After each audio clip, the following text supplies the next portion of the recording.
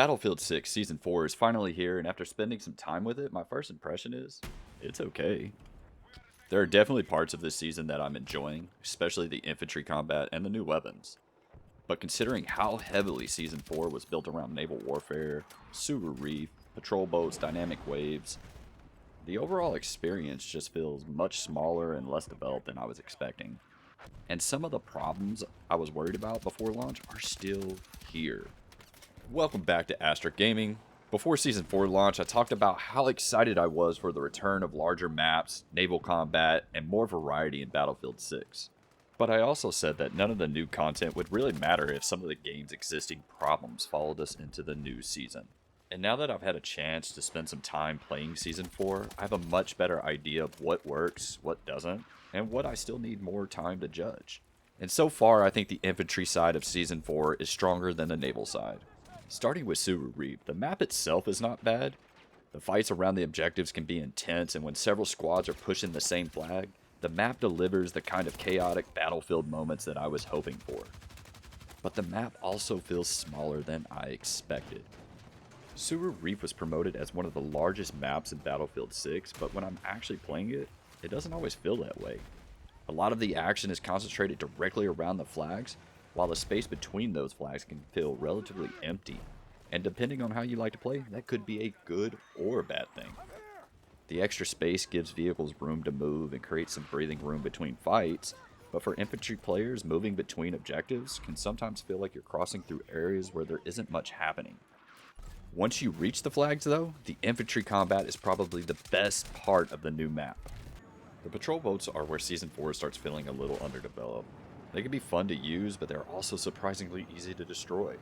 During my time playing, I managed to destroy several patrol boats using jets, RPGs, and even transport helicopters.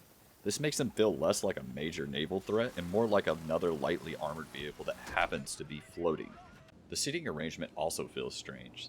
The patrol boat only has 2 usable positions, which limits how much your squad can actually do with it. For something that's supposed to represent the return of naval warfare, I expected the boat to offer more opportunities for teamwork and customization. For example, being able to replace the mortar or customize the sides of the boats with additional weapons such as miniguns can make the patrol boat feel more useful and give squads a reason to build different setups around it. Right now, the boat feels like a foundation of a good idea rather than a fully developed naval vehicle. The dynamic waves were another major feature leading into Season 4, but so far they mostly feel like rolling waves rather than something that dramatically changes the battle. They move boats around and they can interfere with your aim, but I haven't seen them create many meaningful changes during a match. One of the bigger issues that I noticed while playing was how easily it was for a patrol boat to capsize.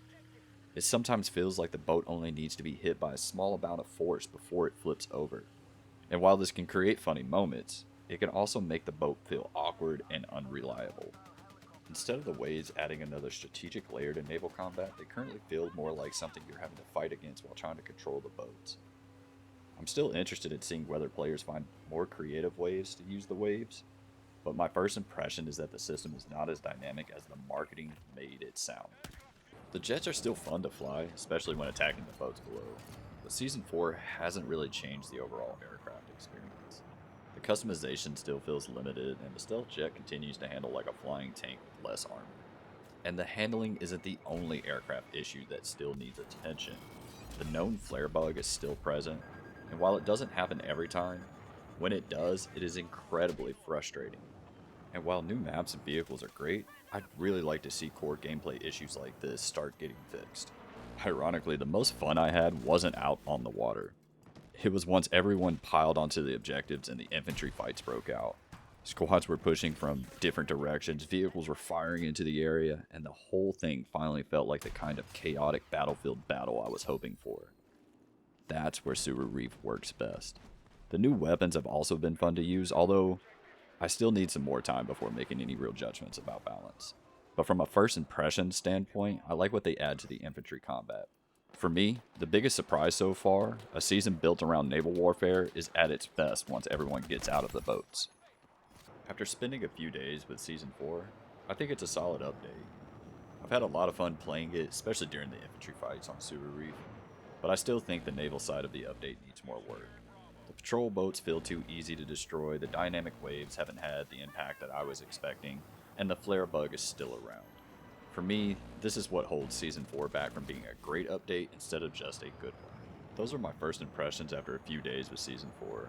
If you've been playing, let me know what you think in the comments. If you enjoyed the video, consider subscribing to Astrogaming. I'll see you in the next one.